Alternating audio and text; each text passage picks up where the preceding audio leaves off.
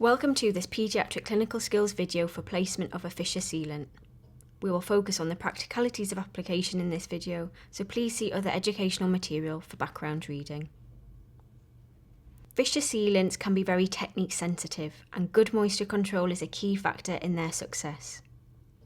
Adjuncts for tooth isolation and moisture control are shown here. The most common isolation method is to place 2 cotton rolls in the buccal and lingual sulci. Dry tips can also be placed in the buccal mucosa to aid moisture control.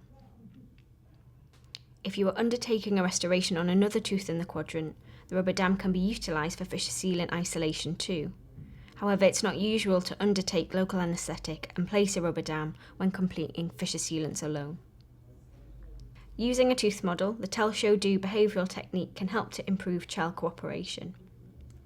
You can use words like tooth shampoo instead of etch, as this can aid child understanding. It is also advisable to warn the patient that the tooth shampoo tastes very sour. Remove soft plaque deposits with the slow speed brush. Do not use very gritty pumice, as this can be retained in the fissures and affect the sealant's bond to the tooth. 37% phosphoric acid is used to etch the tooth. Cover the occlusal, buccal and palatal or lingual fissures, but ensure to keep the etch away from any soft tissues. Leave the etch for 20 to 30 seconds. Wash and gently air dry. There is some evidence to show that bonding improves retention in the short term.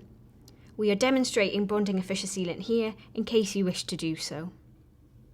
You can place the sealant using a thymazine probe or small spoon excavator. Scoop a small amount of unfilled resin onto the tip of the instrument and place along the length of each fissure. Ensure to seal the buccal and palatal fissures also. Then light cure for 30 seconds. Evaluation of the sealant is extremely important. Check for looser overhanging areas with a probe. Use a probe to check for ledges of excess resin. The fissure sealant should not be easily displaced from the tooth, and there should be no air bubbles. Pay particular attention to any overhanging areas.